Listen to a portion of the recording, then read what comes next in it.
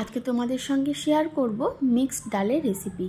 যেদিনকে একদম রান্না করতে ইচ্ছা না হবে সেই দিনে এই রেসিপিটা অবশ্যই ট্রাই করে দেখতে পারো। খুব কম সময় লাগে আর ঘরোয়া উপকরণ দিয়েই হয়ে যায়, যেটা রুটি, ভাত, পরোটা, লুচি সব কিছুর সঙ্গেই কিন্তু ভালো লাগে খেতে। তো দেখো, নিয়েছি ছোলার ডাল, মুগের ডাল আর নিয়েছি মুসুর ডাল। ভালো করে ধুয়ে নেব। তিনটে ডালই কিন্তু সমান পরিমাণে নিয়েছি। ভালো করে ধুয়ে এটা কুকারে সিটি দিয়ে নেব। দুটো সিটি দেব। ছোলার ডালটা যেন একদম গলে না যায় সেইভাবে কিন্তু সেদ্ধ করতে হবে। মুগের ডাল আর মুসুর ডাল কিন্তু সেদ্ধ এমনি হয়ে যাবে। তো দেখো, এখানে সেদ্ধ করার আগে দিয়ে দিচ্ছি একটা বড় সাইজের পেঁয়াজ আর 4 কোয়া রসুন, সামান্য একটু নুন আর সামান্য একটু হলুদ দিয়ে এটা দুটো সিটি দিয়ে নেব। তো দেখো, ডাল খুব সুন্দরভাবে সেদ্ধ করে নিয়েছি। এবার কড়াই দিয়ে দিচ্ছি সর্ষের তেল।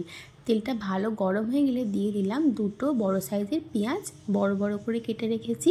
দিয়ে দিচ্ছি বড় বড় করে কেটে রাখা আদা। দিয়ে দিচ্ছি এখানে কয়েক কোয়া রসুন। তারপরে দেব একটা টমেটো বড় সাইজের, আর দেব শুকনো লঙ্কা ঝালের জন্য। দিয়ে এটাকে ভালো করে ভেজে নেব। নরম হয়ে আসলে এটা একটা মিক্সির বাটির মধ্যে তুলে নেব আর এর একটা স্মুথ পেস্ট বানিয়ে নেব।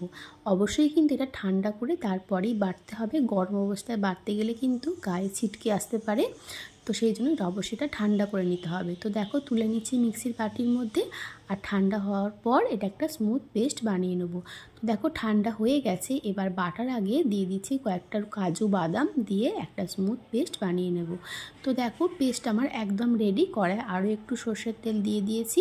এবার এই পেস্টটা আমি এই তেলের ওপর দিয়ে দেবো। তেলটা ভালো গরম হয়ে গেলে এটা দিয়ে দিলাম, আর দেবো মিক্সির বাটিটা ধুয়ে খুব সামান্য একটু জল। আর এই মশলাটা কষানোর আগে এর মধ্যে কিছু কমন গুঁড়ো মশলা অ্যাড করব। তো দেখো, জলটা দিয়ে দিলাম। জলটা দিয়েও ভালো করে মিশিয়ে নেব। কিছু কমন গুঁড়ো মশলা দিচ্ছি: নুন, হলুদ, ধনের গুঁড়ো, জিরের গুঁড়ো আর গরম মশলার গুঁড়ো। নুনটা কিন্তু খেয়াল রাখবে যে আগেও কিন্তু ডাল সেদ্ধ করার সময় নুন দেওয়া হয়েছে, তো সেইটা মাথায় রেখেই কিন্তু এখানে নুনটা দিতে হবে।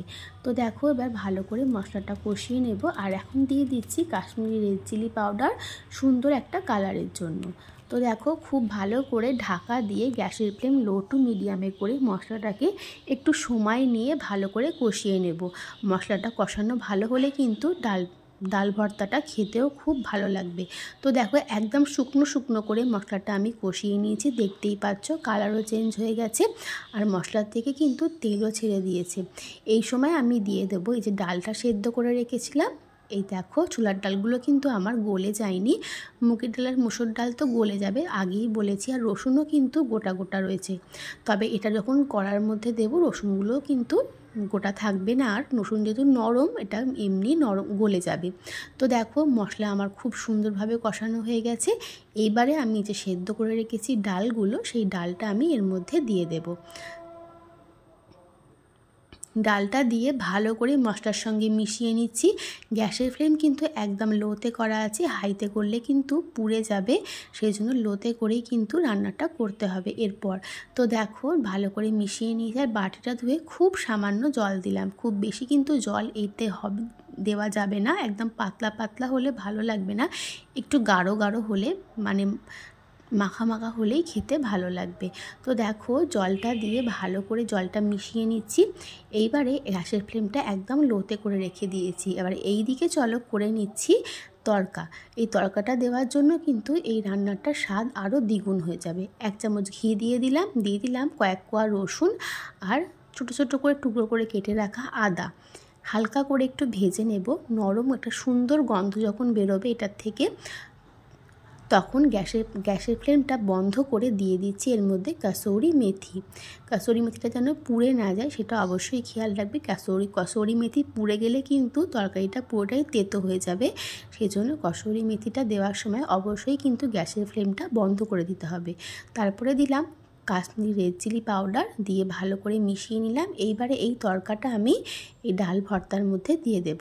তো দেখো, এর মধ্যে দিয়ে ভালো করে মিশিয়ে নিচ্ছি। একদম সবটা দিয়ে দিয়েছি। দিয়ে এবার ভালো করে মিশিয়ে নেব। আর গ্যাসের ফ্লেম লোতে করে ঢাকা দিয়ে আমি 5 মিনিট রান্নাটা করে নেব। তো দেখো, খুব ভালো করে মিশিয়ে নিয়েছি। এবার এটা আমি ঢাকা দিয়ে দেবো 5 মিনিটের জন্য, আর গ্যাসের ফ্লেমটা একদম লোতে রাখবো। তো দেখো 5 মিনিট পর এটা কিন্তু আমার একেবারেই তৈরি হয়ে গেছে। এইবারে সবশেষে আমি দিয়ে দিচ্ছি স্বাদের ব্যালেন্সের জন্য সামান্য একটু চিনি আর দিয়ে ভালো করে মিশিয়ে নেবো। দেখতেই পাচ্ছ কতটা ঘন হয়ে এসেছে। ঠান্ডা হলে কিন্তু আরও ঘন হয়ে যাবে, তাই এর থেকে বেশি আর ঘন করব না। খুব ভালো করে মিশিয়ে নিচ্ছি। আর আগে যেহেতু গরম মশলার গুঁড়ো দিয়েছি সেই জন্য এখন আর গরম মশলার গুঁড়োটা দিলাম না। চাইলে তোমরা এখানে একটু ফ্রেশ ক্রিমও ব্যবহার করতে পারো। তো দেখো খুব ভালো করে মিশিয়ে নিয়েছি। এবার এটা আমি ঢাকা দিয়ে দেবো আর রেস্টে রেখে দেবো 5 থেকে 7 মিনিট। তারপর দেখো অন্য একটা পাত্রে ঢেলে নিয়েছি। এইবারে এটা গরম গরম ভাতের সাথে বা রুটি, পরোটা, লুচি সব কিছুর সঙ্গেই কিন্তু ভীষণ ভালো লাগে খেতে। তাহলে ঝটপট করে কমেন্ট বক্সে জানিয়ে দাও যে আজকের রেসিপিটা তোমাদের কেমন লেগেছে। ভালো লাগলে চ্যানেলটা সাবস্ক্রাইব করে দিও আর বন্ধুদের সাথে আমার রেসিপিগুলো শেয়ার করে দিও, লাইক করো।